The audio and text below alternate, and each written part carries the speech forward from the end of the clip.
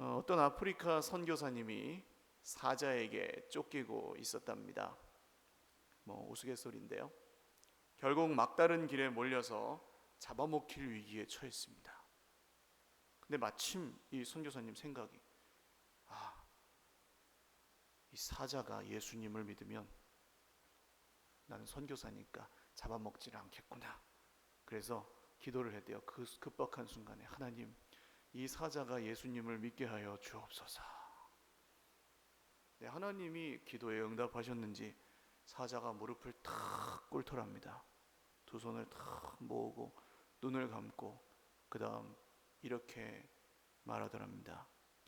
날마다 우리에게 양식을 주시는, 이 사자가, 여러분 이게 재밌는 얘기인데 별로 안 웃기신가 봐요. 사자가 예수는 믿었는데 식성은 안 바뀌었나 봐요. 계산이 틀린 거죠. 우리는 살면서 많은 계산을 합니다. 그런데 우리의 계산이 들어맞지 않을 때도 있어요. 그대로 안 될 때가 있습니다. 계산이 다 맞지 않는다는 것을 알면서도 포기하지 못하고 끊임없이 계산을 합니다. 이건 이래서 이렇고, 저건 저래서 저렇고, 그건 그래서 될 거고, 이건 누구 때문이고, 저건 뭐 때문이고, 이건 손해고 저건 이득이고, 저 사람이 저 말을 무슨 뜻으로 한 것일 거고, 이런 것들이 그냥 우리가 생각하지 않으려고 해도 이 속에서 계속 쉬지 않고 돌아갑니다. 세상 사람들은 계산이 빠르면 잘 산다고 하죠. 손해를 덜 보고. 기준의 차이는 있겠지만 실제로 그런 면도 있습니다. 계산이 밝은 사람들은 나름대로 자기 것을 챙기면서 사는데, 근데 또 한계도 명확해요. 계산이 밝은 사람들은 그 계산 밖으로 나가진 못해요. 그 안에서만 인생이 돌아가는 게 편하니까. 그래서 계산한 대로 되면 기분 좋고, 계산한 대로 안 되면 낙심하고 화를 내며 살아갑니다. 그러나 우리 인생에는 다들 공감하시겠지만 도저히 계산이 안 나오는 상황이 종종 찾아옵니다. 정답이 없는 문제. 그래서 하나님께서 우리에게 원하시는 믿음은 모든 계산을 초월하는 믿음입니다. 계산하기를 포기하고 하나님을 믿으면 그 사람의 인생은 누가 책임져 주실까요? 하나님께서 책임져 주시기 때문입니다. 그렇다면 이런 계산을 뛰어넘는 믿음은 어떻게 우리가 가질 수 있을까요? 첫 번째로, 계산을 뛰어넘는 믿음은 하나님을 경외하는 데로부터 시작됩니다. 아하방 이야기가 계속되고 있어요. 아하방의 왕비는 이세벨이라는 여자였습니다. 이 여자는 우상을 섬기는 사람이었죠. 그래서 이세벨은 자기가 믿는 우상을 위해 하나님의 선지자들을 다 잡아서 죽였습니다. 그때 아합 왕의 신하 중에 오바댜라는 사람이 있었는데, 이 사람이 하나님의 선지자들을 100명을 50명씩 동굴에 나누어 숨기고 물과 먹을 것을 대주었습니다. 근데 왕의 신하라고 해도 지금보다는 부자였겠지만 공무원이잖아요. 공무원 한 사람이 100명의 사람을 먹여 살리는 것이 쉬운 일입니까? 어려운 일입니까? 어렵죠. 혼자서 100명을 먹여 살린다는 것이. 얼추 계산을 해보아도, 오늘 계산하지 말자는 얘기를 하면서 계산을 좀 해봐야 되겠어요? 한 사람이 하루에 아무리 적게 먹어도 얼마쯤 먹을까요? 10,000원어치는 먹지 않을까요? 집에서 아무리 최소한으로 먹어도. 그러면은 이 하루에 얼마가 들어갑니까? 100명이니까 100만 원이 들어가죠. 100만 원씩 1년을 쓰면 얼마예요? 3억 6,500만 원이 들어가요. 1년에. 근데 지금 이제 성경에 보시면 이 가뭄이 얼마나 계속되고 있습니까? 자그마치 3년이나 계속되고 있습니다. 그러면 3을 곱하면 적어도 먹고 마시는 데만도 이 3년 동안 10억 이상이 들어갔다는 얘기예요. 그리고 이게 끝이 정해진 얘기가 아닙니다. 이세벨 왕비가 죽기 전에는 계속 숨어 있어야 되고, 언제까지 숨겨주고 언제까지 먹여야 할지 모르고, 가뭄이 언제 끝날지도 모르고, 그런 상황이죠. 아무리 자기가 부자라고 해도 쉽사리 뛰어들 수 있는 일이 아닙니다. 그리고 지금 이 하나님의 선지자들을 죽이려는 사람이 누구예요? 왕비 아닙니까? 왕과 왕비가 죽이려고 하는데 그걸 숨겨줬다가 걸리면 어떻게 됩니까? 죽는 거죠. 한 번이라도 걸리면 죽는 상황이에요. 근데 어떻게 오바댜라는 이 사람은 이 일을 할 수 있었을까요? 성경은 그 이유를 3절에 기록하고 있습니다. 같이 한번 읽죠. 시작. 아합이 왕궁 맡은 자 오바댜를 불렀으니 이 오바댜는 여호와를 지극히 경외하는 자라. 아멘. 오바댜는 여호와 하나님을 지극히 경외하는 사람이었습니다. 계산을 뛰어넘는 믿음은 하나님을 경외하는 마음으로부터 시작됩니다. 경외한다는 말은 잘 지금 안 쓰는 말이잖아요. 두려워할 경, 두려워할 왜 짠데요. 두려워하고 두려워한다는 뜻인데 사실은 하나님을 예배한다는 말과 같은 말입니다. 하나님을 예배하는 사람은 세상에서 내 계산이 맞았다가 틀렸다가 엎치락뒤치락 해도 그것 때문에 크게 흔들리지 않습니다. 왜 그렇습니까? 살아계시고 역사하시는 하나님 아버지를 믿기 때문입니다. 그래서 믿음의 반대는 계산이라고 표현할 수도 있습니다. 믿기를 거절하고 계산을 하는 사람은 그 증거가 어디에 나타나냐 하면 입술에 나타납니다. 이 원망과 불평과 염려와 걱정, 근심 이런 것들이 이제 입술에 나와요. 자기 계산은 너무나 옳지만 하나님 그 입술을 기뻐하시지 않습니다. 그러니까 내가 계산하고 있는지 하나님을 믿고 있는지는 내 입술을 보면 알 수 있어요. 나는 믿는다고 하는데 입으로는 쉴 새 없이 불평하고 원망하고 변명하고 짜증 부리고 한다면 그것은 안 믿는 쪽에 가깝습니다. 그러나 하나님을 예배하는 사람의 입술은 다르죠. 우리는 하나님을 예배할 때 하나님을 찬송합니다. 길가의 백합화를 입히시고 공중의 새를 먹이시는 하나님의 은혜를 감사합니다. 그리고 그 꽃과 새보다 우리를 더욱 아끼시고 사랑하시는 하나님을 찬송합니다. 나를 위해 죽으시고 나를 위해 다시 살아나신 영원한 하나님의 생명을 우리에게 주신 예수님을 기뻐합니다. 여러분, 걱정은 그냥 없어지지 않아요. 걱정하지 말아야지 그런다고 걱정이 안 드는 게 아니에요. 어떻게 해야 됩니까? 걱정이 지배하는 인생, 걱정이 지배하는 입술을 감사와 찬송으로 채워야 걱정이 끊어지는 줄 믿으시기 바랍니다. 그래서 원망과 불평, 염려와 걱정은 오직 예배할 때 끊어집니다. 할렐루야. 그러니까 여러분, 예배는 모든 것에 우선해서 하나님 앞에 드리실 수 있기를 바랍니다. 모든 삶이 예배죠. 맞는 말씀인데 구별하여 드리는 예배를 기대하는 마음으로 드리셔야 됩니다. 예배 가운데 섬기시는 일이 있을 때 뒤에서 안내를 하신다든지 악기를 연주하셔야 된다든지 혹은 다른 어떤 일을 하실 때에도 그 일이 나의 주가 되지 않게끔 마음을 충분히 준비하셔야 돼요. 우리가 드리는 이 주일 예배, 이 예배 가운데 우리가 정말 이 감사와 찬송을 다시 회복하지 않으면 우리의 일주일이 어떨지는 불보듯 뻔합니다. 너무나 중요한 시간이에요. 마음이 바빠지지 않도록, 일이나 사람 때문에 마음이 노여워서 하나님께 집중하지 못하는 그런 실수하지 않도록 이 예배 가운데 정말 집중하셔야 됩니다. 하나님 말고 다른 것을 예배하는 사람은 그것 때문에 인생이 힘들게 됩니다. 굉장히 모순되는 얘기인데요. 돈을 예배하는 사람은 뭐 때문에 힘들까요? 돈 때문에 힘듭니다. 돈이 없으면 힘들고 고통스럽죠. 근데 반대로 돈이 있어도 고통스럽습니다. 어떻게 이 돈을 지킬 것인가? 어떻게 하면 이 돈을 더 늘릴 것인가? 이런 것들이 그 사람 힘들게 하죠. 돈을 잃어버리면 어떨까요? 돈을 잃어버린 게 만든 그 사람이 미워져요. 돈을 예배하다 보면. 그러니까 분명히 돈보다 사람을 더 사랑하는데도 그 사람이 미워요. 이게 돈을 예배한 결과죠. 자기 건강을 예배하는 사람도 있습니다. 여러분, 건강은 중요하지만 예배의 대상이 아니고 하나님의 선물인 줄로 믿으시기를 바랍니다. 우리 교회에 구순이 권사님이라는 분이 계세요. 지금 양주에 있는 요양병원에 계시는데 올해로 96세십니다. 이분이 한 5년 전쯤에 갑자기 힘도 없고 이제 내가 죽을 때가 됐다 하고 가진 살림을 사람들에게 다 나눠줬어요. 집을 비웠어요.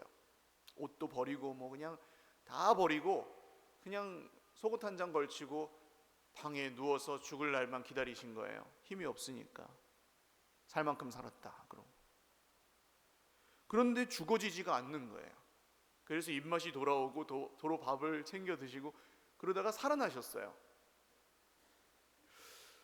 그리고 그때부터 다시 새벽 기도를 나오셨는데 한 번 빠지시는 법이 없었습니다.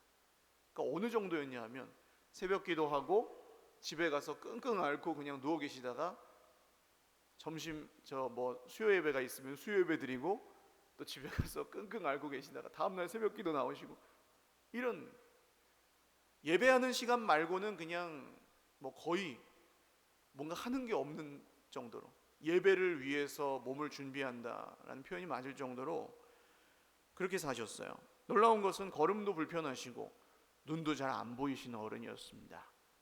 근데 찬송을 하면은 그렇게 기쁨이 있으시고 힘이 있으시고, 지금도 제가 신방을 가면 목사님과 기도를 해드리잖아요. 기도하고 나면 권사님이 제가 한번 기도해드리겠습니다 하고 야곱이 바로를 축복하듯 그냥 막 축복을 쏟아주세요. 이분이 이제 1년쯤 전에 또 기력이 이제 쇠하셔서 돌아가실 것 같다고 신변을 정리하고 따님의 권유에 따라 요양병원으로 가셨어요. 근데 눈물을 흘리며 가셨어요. 내가 서일교회에 다시 와서 언제 예배할꼬 하면서 가셨어요. 근데 병원에서 잘 드시고 하시더니 또 사셨어요. 그래가지고 지금도 살아 계세요. 기도원에서 이제 만든 병원인데 아침마다 예배하고 찬송하고 그러고 계십니다. 거기서 7단지에 사셨는데 방 빼서 가실 때 이 돈은 하나님께 드린다 하고 헌금하고 가셨어요. 근데 이 권사님이 쉽게 말해서 죽으려고 해도 안 죽어지는 겁니다. 왜요? 예배할 사명이 남았기 때문에. 할렐루야. 여러분, 하나님은 우리가 하나님께 드리는 예배를 받으시기 위해서 창조하셨습니다. 그리고 그 사명이 이 땅에서 우리의 사명인 줄 믿으시기를 바랍니다.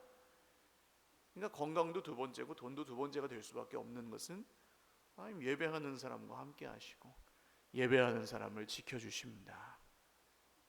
오직 하나님만 예배하실 수 있기를 주님의 이름으로 축원합니다. 오직 하나님만 경외하시기를 바랍니다. 그 예배함과 경외함이 계산이 나오지 않는 문제, 어려움 속에서 우리를 지켜줄 것입니다. 두 번째로, 계산을 뛰어넘는 믿음은 형제를 사랑함으로 만들어 갑니다. 인간관계는 우리 생각대로 다 돌아가지 않죠.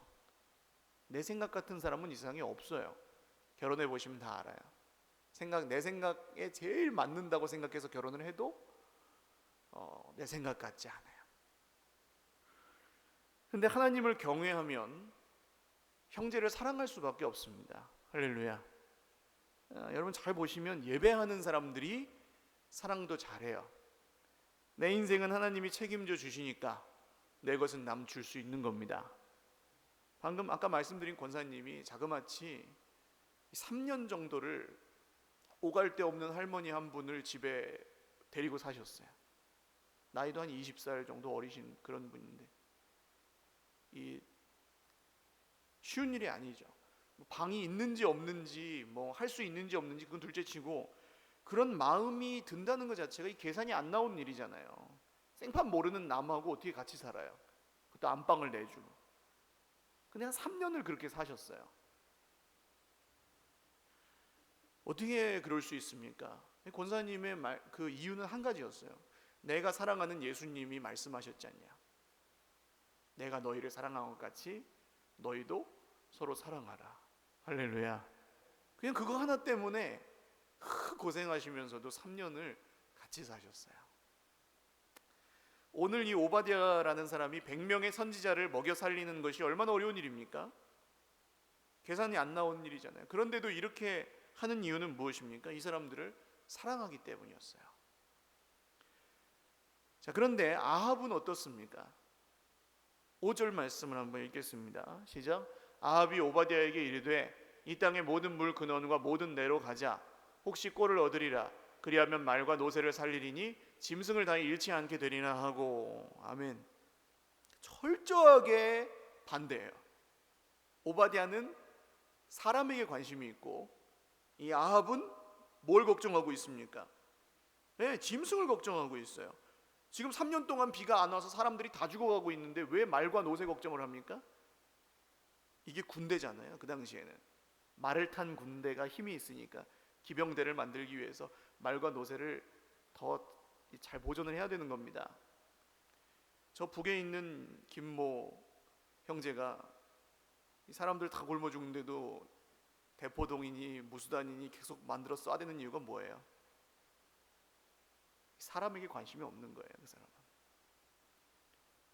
그래서 사람이 다 굶어 죽어도 자기 왕좌를 지키기 위해서 미사일을 계속 만드는 겁니다. 오늘 아합과 똑같아요. 하나님을 경외하지 않는 사람은 사람에게도 관심이 없어요. 여러분, 그냥저냥 계산할 땐 계산하고 어려울 때만 찾는 이런 정도의 믿음은 잘해봤자 겨우 자기만 사는 믿음입니다. 그러나 생명을 살리는 믿음은 우리가 계산을 포기할 때 생깁니다. 하나님이 우리를 먼저 부르신 이유는 무엇입니까? 우리를 살리시려고, 우리를 구원하시려고 부르셨습니다. 할렐루야. 그러면 우리는 어떻게 해야 됩니까? 내가 살았으면 이제 어떻게 해야 됩니까? 남도 살려야 합니다. 할렐루야. 사람들이 다 죽어가고 있는데 나한테 약이 있어요. 그래갖고 약을 나는 먹고 살았어요. 그럼 어떻게 하셔야 됩니까? 이 약을 맛있다. 다 죽어가고 있는데 난 살아서 좋다. 이렇게 가만히 있으면 돼요, 안 돼요? 안 돼요. 진짜로 이게 약이면 이 약을 줘야 돼요. 제가 늘 드리는 말씀인데 죽어가는 사람 구경하고 이걸 안 주고 있으면 뭐라 그랬습니까? 한번 따라 하시죠. 사람도 아니다. 그래서 전도하는 거죠. 그러니까 우리는 사람이기 때문에 사람에게 관심이 있습니다. 사랑하기 위해서, 섬기기 위해서 사람에게 관심을 갖죠. 세상의 기준과 달라요. 물론 세상에도 이렇게 주는 거 받는 거 없이 그냥 사랑하는 분들도 있어요. 그러나 하나님의 사랑과는 또 다르잖아요. 근데 우리는 하나님께서 우리 속에서 그런 사랑을 주시면 나한테 뭘 줄 수 있을까? 나한테 피해를 줄까 안 줄까? 그런 기준을 따르지 않고 사랑하기 위해서 사람을 봅니다. 근데 계산하고 따지면 섬길 수 있어요, 없어요? 없습니다. 돈뿐만이 아니에요. 뭐든지 동등하게 주고받는 관계, 줘야 받는 관계, 받아야 주는 관계, 이런 관계는 은혜가 없잖아요. 그러니까 거기서는 생명의 역사가 일어나기가 힘듭니다. 계산만 있죠. 좀 자존심 상하는 사람이 있고 손해보는 사람이 있어야 생명이 살아나는 역사가 일어나는 줄 믿으시기를 바랍니다. 엄마가 갓난애를 키우는데, 저희 집도 이제 갓난애를 키우니까 엄마가 힘들어요, 안 힘들어요? 힘들죠. 그래가지고 이제 엄마가 애한테 탁 오늘 하루는 나를 잡고 도저히 못 참겠다, 얘기를 해야 되겠다. 그러고 야, 너도 사람이고 나도 사람인데 나도 좀 잠 좀 자고 나도 좀 먹고 살자. 네가 알아서 해. 갓난애기한테 그렇게 말했다고 생각해 보세요. 알아듣지도 못하겠지만. 그리고 그냥 내버려 뒀어요. 어떻게 되겠습니까? 애기가 똥 싸고 울고 배고프고 그냥 난리가 나겠죠. 그 결정적인 건, 중요한 건 뭐예요? 엄마가 도와주지 않으면 이 아이는 자라지 않습니다. 그리고 계속 그냥 그렇게 두면 죽어요. 사람을 섬기고 사랑하는 원리는 똑같습니다.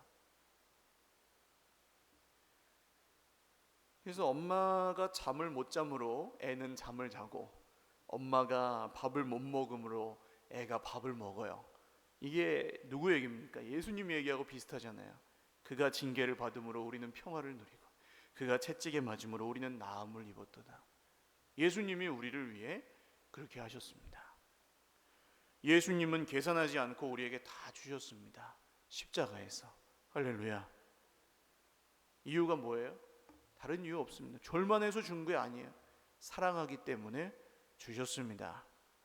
사랑하는 여러분, 하나님은 나만 살라고 부르신 것이 아닙니다. 내 옆에 있는 사람들을 살리라고 부르신 줄 믿으시기 바랍니다. 그렇다면 이제 계산하기를 내려놓고 손해를 볼지라도 사랑하며 섬기며 사시기를 주님의 이름으로 축원합니다. 그러면 하나님께서 나를 통해 하나님의 생명이 흘러가게 하실 것입니다.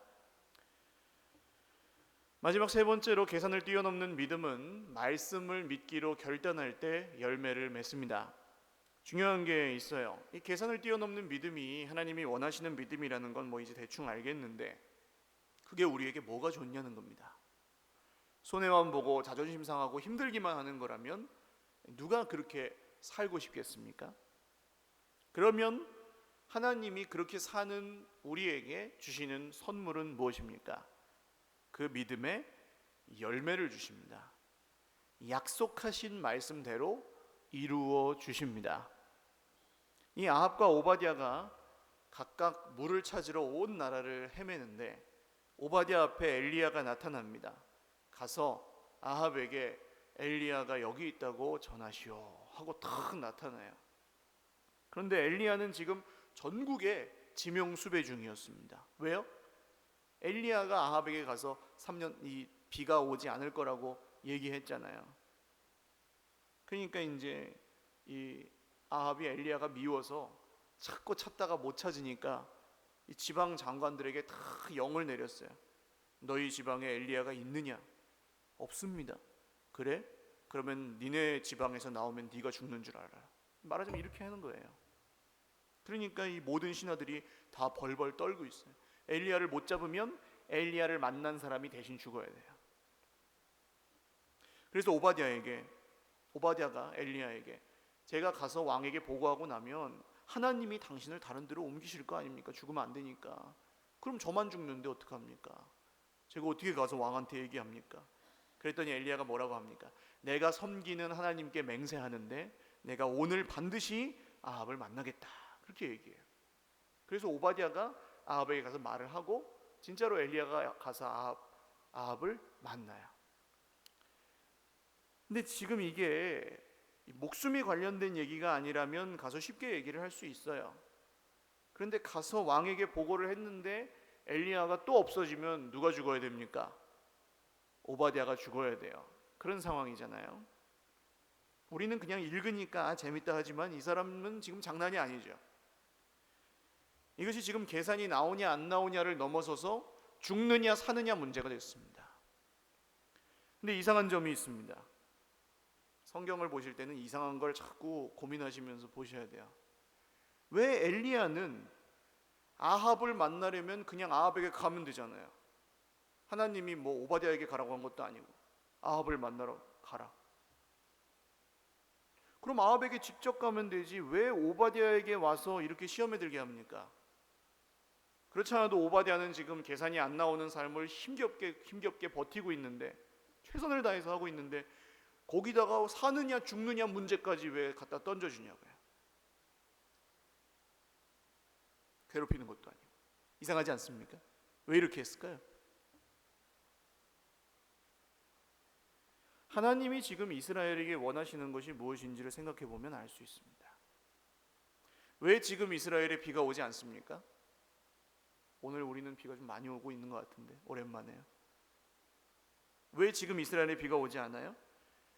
아합 왕으로부터 모든 백성이 다 우상을 섬기고 있기 때문 아닙니까?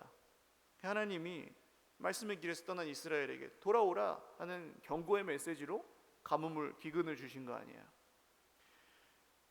결국 하나님이 중요하게 생각하시는 건 이스라엘 백성들이 아합 왕이 말씀의 길로 돌아오느냐 아니냐, 그거예요. 이게 비가 오고 안 오고보다 더 중요해요. 어떻게 보면 죽느냐 사느냐보다도 더 중요하게 생각하시는 문제가 바로 이 문제입니다. 그냥 사람이 살아있다고 다 살아있는 게 아니죠. 하나님의 생명에서 떠나 있으면 그 죽은 거 아닙니까? 성경이 말하기를. 그래서 하나님의 엘리야에게 말씀하시죠. 뭐라고 하십니까? 1절 읽겠습니다. 시작. 많은 날이 지나고 제3년에 여호와의 말씀이 엘리야에게 임하여 이르시되 너는 가서 아합에게 보이라. 내가 비를 지면에 내리리라. 아멘. 엘리야가 움직일 때는 거의 대부분 여호와의 말씀이 엘리야에게 임하여 이르시되, 이 말이 나와요. 여호와의 말씀이 임할 때만 움직이는 사람, 어떤 사람입니까? 순종의 사람이에요. 순종의 사람. 불순종하는 백성을 돌아오게 하기 위해서 누가 필요한 거예요? 순종의 사람이 필요한 겁니다. 지금 3년 동안 비가 오지 않는데도 회개하지 않아요. 사람이 다 굶어 죽어가고 뭐 말과 노새가 다 굶어 죽을 지경인데도 돌아올 생각은 하지 않아요. 몰라서 그럴까요? 아닙니다. 알면서도 돌아오지 않는 거예요. 하나님께. 더 길어지면 어떻게 됩니까? 다 굶어 죽겠죠. 그런데도 돌아오지 않아요. 어떻게 보면 죽는 것보다 순종하는 게 더 어렵습니다. 여러분, 성경을 읽다가 내 생각하고 다른 말씀에 부딪히실 때 이게 깨달아지셔야 돼요. 야, 순종하는 게 죽는 것보다 어려울 수 있다. 오늘 하나님께서 이스라엘 가운데 택하신 사람이 누굽니까? 오바댜였습니다. 내 생각에는 이대로 가서 아합에게 말하면 죽지만 하나님 말씀을 믿고 가기를 원하십니다. 그래서 오바댜에게 이 역할을 맡기신 거죠. 이 3년간의 기근에도 돌아올 생각을 하지 않고 있는 아합 왕과 온 이스라엘 백성들은 사실 하나님 없이 살아가는 모든 세대의 사람들을 보여줍니다. 그대로. 인간은 그런 존재 아닙니까? 알면서도 스스로 바뀌려고 하지 않고, 힘들어서 끙끙 앓으면서도 하나님께 기도할 마음을 갖지 않고, 분명히 길이 아니라는 걸 알면서도 하나님 말고 다른 것을 따라가려고 하는, 그게 인간 아닙니까? 이게 내 힘으로 뭐 될 수 있다고 생각하면 완전히 오해죠. 박살납니다. 그러다가. 그래서 본질상 진노의 자녀라고 하고 육체와 마음의 허망한 것을 따라 허망하여져 가는 인생이라고 성경이 얘기하잖아요. 로마서 말씀에 이런 말씀이 있죠. 같이 읽겠습니다. 시작. 한 사람이 순종하지 아니함으로 많은 사람이 죄인 된 것 같이 한 사람이 순종하심으로 많은 사람이 의인이 되리라. 아멘. 아합 왕과 이스라엘 백성들만의 이야기가 아닙니다. 처음 사람 아담이 불순종함으로 그 이후에 모든 사람이 불순종의 백성이 되었죠. 이거 어떻게 해결할 수가 없습니다. 애를 써보는데 여전히 두렵고 노력을 해봐도 작심삼일입니다. 막 어떻게 될 것 같아요. 그냥 뭐 더 해야 될 것 같고 뭔가 막 해야 될 것 같은데 안 돼요. 또 그러니까 우리가 어찌할꼬 하면서 늘 고민하고 고통하며 또 다른 것을 찾아 헤맵니다. 그러다가 순종하신 한 사람을 만납니다. 죽기까지 순종하신 한 분을 만납니다. 그분이 누구십니까? 예수님이십니다. 예수님은 십자가에 죽으시고 부활하셨습니다. 온전히 순종하심으로. 순종의 왕 예수님이 우리에게 원하시는 것은 무엇입니까? 비가 오나 비가 오지 않으나 말씀을 믿기를 원하십니다. 할렐루야. 형편이 좋을 때나 고난의 길을 걸을 때나 말씀을 믿으라. 기쁠 때나 슬플 때나 말씀을 믿으라. 자신만만할 때나 두렵고 완전히 낙심했을 때나 오직 말씀을 믿으라. 할렐루야. 예수님이 원하시는 것은 종교적인 의무를 지키는 게 아닙니다. 지옥 갈까 무서워서 열심히 하라는 게 아닙니다. 로마서 말씀에 같이 읽죠. 시작. 너희는 다시 무서워하는 종의 영을 받지 아니하고 양자의 영을 받았으므로 우리가 아빠 아버지라고 부르짖느니라. 아멘. 여러분 한번 따라 하실까요? 하나님 아버지. 이 말씀이 나오세요? 진심으로 고백이 되세요? 그게 바로 은혜인 줄 믿으시기 바랍니다. 예수님 안 믿는 사람들은 아무리 애를 써도 그 고백이 진심으로 나오지 않습니다. 우리가 왜 무서워하지 않습니까? 왜 두려워하지 않습니까? 다음 구절이에요. 시작. 성령이 친히 우리의 영과 더불어 우리가 하나님의 자녀인 것을 증언하시나니. 성령이 친히 증언하신답니다. 그런 우리는 어떻게 고난을 이깁니까? 그 다음 구절이요. 자녀이면 또한 상속자, 곧 하나님의 상속자요 그리스도와 함께한 상속자니 우리가 그와 함께 영광을 받기 위하여 고난도 함께 받아야 할 것이니라. 노 크로스 노 크라운이에요. 십자가 없이는 고난 영광도 없습니다. 그러면 그 영광은 어떤 영광입니까? 같이 읽죠. 시작. 생각하건대 현재의 고난은 장차 우리에게 나타날 영광과 비교할 수 없도다. 할렐루야. 이런 영광을 우리에게 허락하시기 위해서 예수님은 어제보다 오늘, 오늘보다 내일 우리가 더 하나님의 말씀을 믿기를 원하고 계십니다. 그리고 이 말씀을 믿는 믿음으로부터 저와 여러분의 마음에 있던 모든 근심, 걱정, 두려움이 눈 녹듯 사라지는 줄 믿으시기를 바랍니다. 노력해서 안 되던 것이 말씀에 순종하면 되는 줄로 믿으시기를 바랍니다. 우리가 예수님 믿을 때 다 알고 믿지를 않아요. 무슨 대단한 확신을 갖고 시작하는 사람은 별로 없습니다. 근데 하나님이 택하신 사람들, 하나님이 부르신 사람들은 말씀을 들을 때 이 속에 특별한 마음이 생깁니다. 세상에서 사람의 말을 들을 때와는 다른 마음이 여기에 생겨요. 말로 표현할 수 없습니다. 믿음이라는 거죠, 그게. 그래서 자기 것을 내려놓아요. 생각하기를 그치고 계산하기를 그치고 하나님, 성경이 그렇게 말씀하시니 따르겠습니다. 나의 느낌을 내려놓고 나의 기준을 내려놓고 나의 걱정을 내려놓고 할 수 있는지 없는지 무슨 그 가능성을 내려놓고 성공과 실패 그런 기준을 내려놓고 하나님이 말씀하시는 대로, 하나님이 인도하시는 대로, 하나님이 이끄시는 대로 따르겠습니다. 이 마음이 들어요. 그래서 말씀을 믿는 사람은 열받을 일이 점점 줄어드는 겁니다. 짜증날 일이 점점 줄어들고요. 억울한 게 점점 없어져요. 말씀을 믿으니까. 이 고백은 어떻게 보면 죽기보다 어려울 수 있습니다. 그러나 이 길을 따르는 사람은 반드시 말씀에 약속된 모든 열매를, 모든 능력을 허락받는 줄 믿으시기를 바랍니다. 이 믿음으로 세상을 이기고, 이 믿음으로 고난을 이기고, 이 믿음으로 시험을 이기고, 이 믿음으로 약속된 것을 받는 하나님의 백성들이 다 되시기를 주님의 이름으로 축원합니다. 같이 기도하겠습니다. 오늘 잠잠히 내 인생을 한번 돌아보면서 기도하셨으면 좋겠습니다. 하나님, 나는 믿는다고 하면서 여전히 계산하고 재고 따지고 내가 하려고 하고 내 생각대로 안 되면은 힘들어하고 내 마음에 들지 않는 사람 미워하고 세상에 안 믿는 사람하고 나하고 무슨 차이가 있습니까?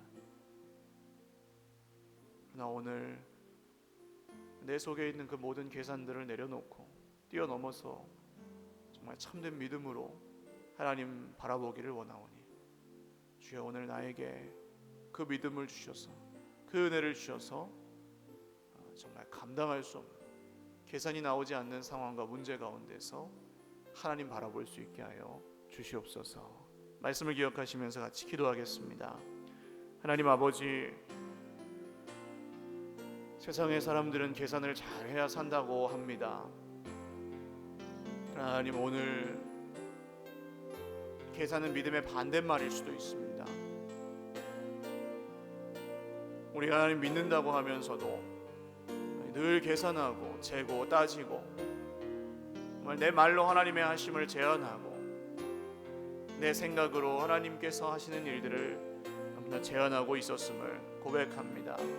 긍휼히 여겨주시고 하나님께서 내 생각과 다르게 역사하실 때에 그것이 내 눈에 뚜렷이 보일 때에 아합처럼 불순종하지 아니하고 잘 따라갈 수 있게 하여 주시옵소서. 하나님을 경외하고 예배하며 정말로 형제를 사랑하며 또한 말씀을 믿는 믿음과 순종을 통해 정말 계산하지 않고 계산을 뛰어넘는 믿음의 주인공이 될 수 있도록 고난을 이기고 시험을 이기고 세상을 이기는 승리가 우리의 믿음이 되도록 주여 우리의 믿음을 견고하게 하여 주시옵소서. 우리 한 번 더 기도하겠습니다. 지금 정말 계산이 나오지 않는, 도저히 계산할 수 없는, 감당할 수 없는 문제 가운데 계신 분들 가슴에 손을 얹고 한번 기도하겠습니다. 하나님과 나만 아는 것이라 해도 좋습니다.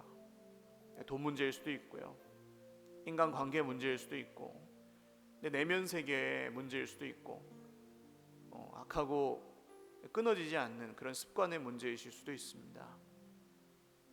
나를 힘들게 하는 어떤 사람의 문제일 수도 있고, 다 다르지만 그냥 딱딱 잘라서 끝나지 않는 문제가 너무 세상에 많습니다. 하나님, 이 문제에 관하여 내가 계산하기를 그치고 재고 따지기를 그치고 이 문제를 하나님께 맡겨드리기를 원하오니 주여 오늘 나에게 믿음을 주옵소서.